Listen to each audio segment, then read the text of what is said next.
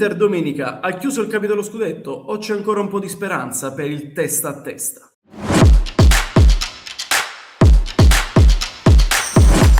Buongiorno ragazzi, bentornati su Calcio Espresso. Si è ieri conclusa la 31esima giornata di campionato, mancano solo 7 partite, 21 punti in palio e si delineano le posizioni. C'è la possibilità di vedere un testa a testa tra Napoli e Inter, c'è una bella bagarre in zona Champions, verrà risucchiato anche il Milan, chi lo sa, in la zona retrocessione. Chi retrocederà in Serie B? È perché lì adesso si stanno delineando anche un po' di le posizioni. Ne parliamo insieme, vi ricordo ragazzi, spolliciate, iscrivetevi ai canali social, iscrivetevi su YouTube, seguiteci, mettete like, fate girare l'algoritmo e non vi dimenticate che stasera c'è un appuntamento importante con la live, con il caffè del lunedì alle 18. Ovviamente straordinariamente, perché ieri era Pasquetta, il caffè del lunedì si trasforma al caffè del martedì, un caffè freddo, mettiamola così. Ragazzi, io inizierei subito col condividervi con voi la classifica, partendo ovviamente dalla parte più bassa della classifica di Serie A, la zona di retrocessione, fino ad arrivare a questa ipotetica lotta a scudetto. E partirei proprio velocemente, andrei velocemente ad analizzare le ultime posizioni. Ragazzi, Pisa e Verona sono spacciate, Pisa e Verona devono recuperare solo 9 punti dalla 17ª posizione, hanno perso un'ennesima partita, ne hanno fatti solo 18 in 31 partite, dovrebbero recuperare 9 nelle restanti 7. Ragazzi, onestamente faccio molta fatica a pensare che ci possa essere questo miracolo sportivo sia del Pisa che del Verona, anche perché tutte e due vengono da 2 sconfitte, una in casa contro la Fiorentina, parlo del Verona, una in casa contro il Torino e parlo del Pisa. E Serie B, ragazzi, Serie B. Il Lecce ha avuto vita difficile contro l'Atalanta, lo si sapeva, l'Atalanta comunque è una squadra attrezzata, preparata, che vede, è proiettata verso le zone alte, le zone europee, quindi ha schiacciato il Lecce fuori casa e il Lecce la vedo in difficoltà, come vedo in difficoltà anche la Cremonese dopo che il mister Giampaolo ha dato la sua cura, la sua impronta iniziale. La Cremonese perde un'altra partita, sono 4 sconfitte e una sola vittoria nelle ultime 5, come vedete, e rimane lì a 27 punti a pari del Lecce e perde una partita contro il Bologna in casa, dove comunque anche questa non era per la Cremonese una partita facile sulla carta, si è dimostrata appunto difficile anche sul campo. E la prossima, attenzione, perché se non sbaglio la prossima c'è Cagliari-Cremonese e il Lecce poi gioca contro il Bologna, quindi la Cremonese potrebbe andare a staccare un pochettino la squadra salentina. Nel frattempo credo che siano fra queste due e il Cagliari le 3 squadre accreditate per essere risucchiate in Serie B. Il Cagliari, ragazzi, ha 30 punti, non vince nelle ultime 5 partite, ha perso 4 volte e ne ha pareggiata una sola, perde malamente anche quest'altra partita e l'anticipo di sabato contro il Sassuolo per 2-1, dopo che l'aveva riacciuffata, anzi, dopo che era andata in vantaggio si fa recuperare e la perde contro il Sassuolo e adesso viene veramente risucchiata da quella zona rossa che può essere molto, ma molto pericolosa per la squadra sarda, perché se non volta pagina, perché se non rientra se non cambia registro, il Cagliari la vedo male, anche perché comunque ci sono 7 partite davanti, il Cagliari non ha un calendario molto agevole e attenzione alla squadra sarda. La Fiorentina invece risale, vince non giocando benissimo, assolutamente, anzi possiamo dire che nella partita contro il Verona il Verona ha fatto la partita, la Fiorentina ha approfittato di alcuni momenti e Fagioli segna, mette proprio una stecca da biliardo, fa partire il colpo, un bel gol di Fagioli che regala questi punti fondamentali per la Viola, e per la prima volta diciamo che la Viola inizia ad avere un po' di respiro, un po' di ossigeno. 32 punti, sono distaccati ormai 5 punti dal 18° posto, possono in qualche modo essere un po' più tranquilli, e comunque il lavoro ancora non è finito, perché con 21 punti in pari, io ricordo, tutto può cambiare, tutto può succedere, assolutamente, possono esserci tracolli, risalite e quant'altro. Attenzione, comunque la Fiorentina deve ancora macinare ancora un po' di punti. Stessa cosa riguarda anche il Genoa. Il Genoa a 33 punti, perde 2-0 contro la Juventus, rimane lì a 33, a più 6 dalla zona retrocessione, ma comunque non riesce ad uscirsene completamente da quell'amalgama, da quella melma che è la zona salvezza. E rimane là, 14ª posizione, 33 punti, come vi dicevo. Io sono sempre certo, penso sempre che il Genoa giochi bene, ma raccolga poco rispetto a come gioca, rispetto a quello che dimostra. Ha bisogno di punti. La squadra di De Rossi ha bisogno di punti per poter uscirsene definitivamente da quella zona lì. Se devo dare proprio una sentenza, ragazzi, io comunque credo che Fiorentina e Genoa sono al di fuori di discorsi retrocessione. Ne vedremo più in là, ma vedendo lo stato di forma delle squadre, io credo che la retrocessione, l'ultimo posto per la retrocessione sarà, se lo contenderanno Lecce, Cremonese e Cagliari. Vedremo se avrò ragione. Passerei avanti a una zona abbastanza tranquilla della classifica. Il Parma non vince da 5 partite, ma il Parma se ne fotte, ragazzi. Il Parma se ne fotte perché è una squadra brutta da vedere, a mio modesto parere brutta da vedere, ma è una squadra che i suoi punticini li fa. Infatti in 5 partite ha fatto 3 pareggi, è uno dei peggiori attacchi della Serie A, solo 22 gol fatti in 31 partite.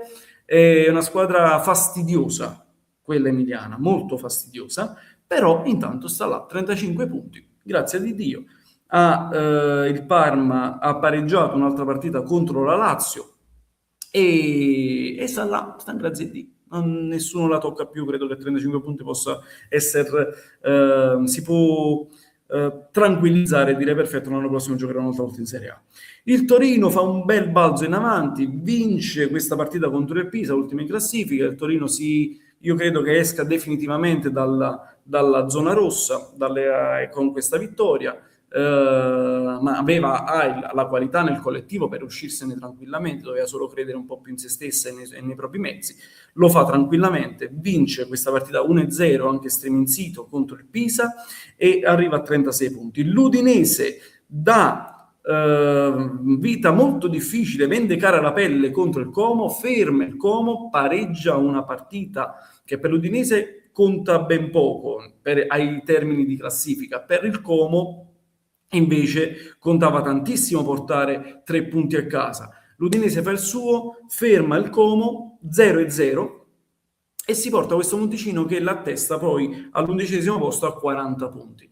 Il Sassuolo vince contro il Cagliari, come dicevamo, 42 punti. Ripeto, come per l'ennesima volta, per me il Sassuolo è la sorpresa del campionato, perché Grosso comunque la sua prima esperienza in Serie A, i giocatori comunque hanno una bella squadra, ma consideriamo sempre che il Sassuolo è sempre una neopromossa, si attesta al 10° posto e ha fatto un campionato di tutto rispetto.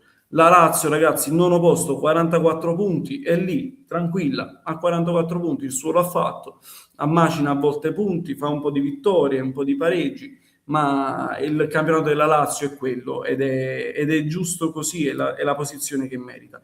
Il Bologna vince e si attesta, supera la Lazio, arriva all'8° posto a 45 punti. Il Bologna ormai obiettivo campionato ne ha pochi. E l'obiettivo campionato è quello di far bene, ma la testa del Bologna io credo che sia rivolta verso le mete europee. Ricordiamo che il Bologna è ancora in corsa per l'Europa League, dopo aver sconfitto nel derby la Roma, in Europa League, e quindi attenzione alla squadra italiana, sperando che ci possa dare qualche soddisfazione, almeno loro, europea. Poi passiamo alla zona calda, ragazzi, passiamo alla zona caldissima, non calda, il bollente, proprio lava del Vesuvio, che è questa qua. Attenzione all'Atalanta perché aspettate che mi sto uccidendo, mi stavo uccidendo un attimo la cosciola. Attenzione all'Atalanta, ragazzi, attenzione all'Atalanta perché con questa vittoria l'Atalanta si porta a -1 dalla Roma, continua ad essere con distacco a -4 dalla Juventus, ma si porta, risucchia un po' di punti, rosicchia e arriva a -5 dal quarto posto.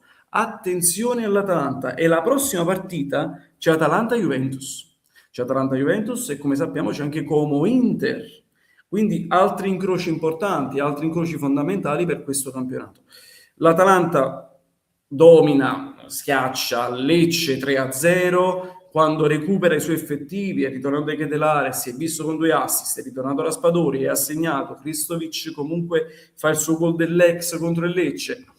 Vita facile, e l'Atalanta, se dovesse macinare ancora un po' di punti, attenzione al ritorno dell'Atalanta. Non so se in Champions, ma il quinto e il sesto posto secondo me sono alla portata. Dipende molto anche dallo scontro che ci sarà la settimana prossima contro la Juventus. La Roma è in caduta libera, ragazzi. Mi spiace per i tifosi giallorossi, per i nostri amici giallorossi. E la Roma è in caduta libera. Voi per emergenze, infortunati, Dybala, Koné, Wesley, gli acciaccati in attacco, tutto quello che volete. Ma io credo che ci sia anche la cocciutaggine di un allenatore come Gasperini, che quando ha bisogno di adattare le sue idee ai giocatori rimanenti in rosa, fa molta fatica. Si è visto contro l'Inter. Contro l'Inter è stata schiacciata, l'Inter l'ha demolita la Roma. La Roma ha fatto bene nei primi, cioè dopo il gol di Lautaro per 15-20 minuti ha trovato il gol del pareggio, poi nuovamente Bari centro-basso, poi c'è Çalhanoğlu che tira uno scaldabagno assurdo e lì la partita è finita, perché poi ritornano dagli spogliatoi, inizia il secondo tempo, pronti via, 3-1, poi 4-1, poi 5-1, che è il gol di Pellegrini, 5-2, ma intanto la Roma si era portata con 5 gol al passivo. Contro l'Inter era, credo, il 66esimo, 67esimo, è inaccettabile, cioè proprio l'Inter ha perso proprio, la Roma ha perso proprio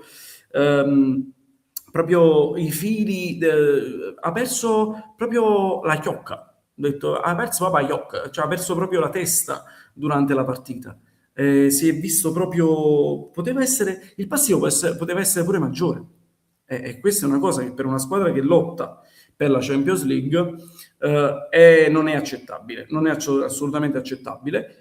Ringrazia l'Udinese che pareggia contro il Como, bene o male non perde tanto terreno dal quarto posto, adesso la distanza è solo di 4 punti, poteva essere di 6 punti, però se continua così la Roma deve stare attenta perché potrebbe anche uscire al di fuori di ogni discorso europeo. La Juventus, ragazzi, fa il suo, vince contro il Genoa 2-0, protagonisti, oltre ai giocatori che hanno segnato, protagonista di Gregorio che entra al posto dell'infortunato Perin, se pare il rigore, para il tiro post rigore, fa un'ottima prestazione dopo un periodo nero, un periodo buio, e la Juventus la prossima, come dicevo, contro l'Atalanta saprà di che morte dovrà morire, saprà di che cosa è veramente la sostanza, si capirà dalla prossima settimana, perché Juventus-Atalanta è un crocevia fondamentale per la corsa Champions League. Il Como, ragazzi, io mi aspettavo che il Como potesse vincere in casa dell'Udinese. La partita non era facile, assolutamente, ma mi aspettavo che comunque il Como con la sua forza offensiva potesse farcela in un certo modo. Però può essere che sta iniziando a pesare, scusatemi il gioco di parole, il peso del quarto posto, il peso della Champions League. Non lo so, può essere, perché comunque ricordiamo che sono tutti ragazzi giovani, Fabregas comunque è un allenatore giovane, esperto, ma giovane, determinati palcoscenici. Quindi attenzione al Como, potrebbe in un certo senso avere un po' di timore, un po' di... Non lo so, non lo sapremo fino a che non vedremo domenica la partita Como-Inter, anche quella lì fondamentale, sia per un discorso di Champions League, sia per un discorso di lotta a scudetto, e dopo ci arriviamo. Però io credo che ad oggi, se il Como fa il Como che abbiamo visto in queste precedenti 30 giornate, il Como io credo che possa essere non sicura del quarto posto, non sicura dell'accesso alla Champions League, ma abbia una percentuale maggiore rispetto alle altre. Perché, come ho detto, l'Atalanta è ancora un po' distante, la Roma sta in caduta libera, la Juventus è altalena un pochettino. La Juventus anche nel primo tempo ha fatto il suo, ma nel secondo tempo è cambiata completamente la musica. Quindi attenzione, se il Como fa il suo, il Como, a parte che meriterebbe per quello che ha fatto in quest'anno la Champions League, ma potrebbe avere una grossa percentuale di approdo alla Champions. Metto il Milan al terzo posto in questa lotta Champions perché il Milan adesso si trova a più punti di distacco dalla prima in classifica che non dal quarto posto o dal quinto posto addirittura. Il Milan deve stare attenta perché nelle ultime partite c'è stato un po' di flessione, c'è stato un po' di flessione anche nel modo di giocare, c'è stato un po' di flessione nel modo di attaccare, un po' di flessione anche psicologica nei stessi giocatori. Ricordiamo un po' il battibecco Pulisic-Leao. Ieri Leao contro il Napoli non è proprio entrato, cioè è molto svogliato, il classico Leao. Quindi attenzione, davanti poi Kunku, Fulkrug non hanno dato quello che forse Allegri si sperava. Io credo che il Milan potrebbe vestire un altro abito, che è quello del 4-3-3. Non capisco perché Allegri si ostina a giocare in un certo modo. Qualche giornalista serio potrebbe chiederglielo invece di fare le solite domande del cazzo. Scusatemi, piccola parentesi. Ma il Milan in questo momento si trova ad un bivio, nel senso, vabbè, che la prossima, vedo subito, calendario alla mano, la prossima del Milan è contro l'Udinese, attenzione, poi ha il Verona, poi ha la Juventus. Quindi queste tre partite il Milan in queste due partite prossime dovrà mettere un po' più di distacco contro la Juventus per poi giocarsi al meglio lo scontro diretto. Il Milan, come dicevo, con la sconfitta del Napoli, con la sconfitta contro il Napoli, viene risucchiato da questa lotta Champions e bisogna stare attenti perché comunque Juventus e Como sono alla portata, possono recuperare questi punti sul Milan. Quindi la squadra rossonera deve stare guardinga. E poi arriviamo al pezzo forte, ragazzi. Arriviamo a questo pezzo forte. Io ve lo ingrandisco anche, no, questo è troppo piccolo, questo fa un po' cagare. Vabbè, lasciamolo così. Al pezzo forte è questo. Io lo metto anche per provocazione, perché comunque 7 punti, per quanto mi riguarda, sono tanti. Sono enormi, sono un'enormità, un Everest da scalare. Il Napoli viene da 5 vittorie consecutive, l'Inter invece viene da una vittoria dopo una sconfitta e 2 pareggi. Ha risucchiato nelle ultime giornate il Napoli 7 punti dai 14 che aveva di distacco dai nerazzurri. Io credo che la partita ovviamente fondamentale sia quella della prossima settimana. Anzi, facciamo così, ragazzi. Vi metto appurato che l'Inter a 72 e il Napoli a 65. Vi metto questa. L'Inter dovrà giocare contro Como, Cagliari, Torino, Parma, Lazio, Verona e Bologna. Da calendario, la partita che definisce secondo me tutto, ovviamente sempre sulla carta, perché poi bisogna vedere se le altre squadre che affronterà l'Inter, come le affronterà, se ci sono le motivazioni necessarie. Il Cagliari, per esempio, è invischiato nella lotta salvezza, quindi potrebbe prendere cara la pelle. Ma la partita fondamentale, il crocevia di questo campionato è la prossima. È come Inter e Parma-Napoli, che sulla carta potrebbe essere favorevole a Napoli e l'Inter potrebbe, mettiamo caso l'Inter dovesse perdere e il Napoli dovesse vincere, il Napoli si porterebbe a -4 dall'Inter e là c'è tutto un discorso psicologico, un discorso di pressione. Non è bello tenere, ma non perché sono tifoso napoletano, non è bello tenere Conte dietro le spalle che ti ringhia addosso e è pronto ad azzannarti. Non è una cosa, non è tranquilla. Non è quindi l'Inter potrebbe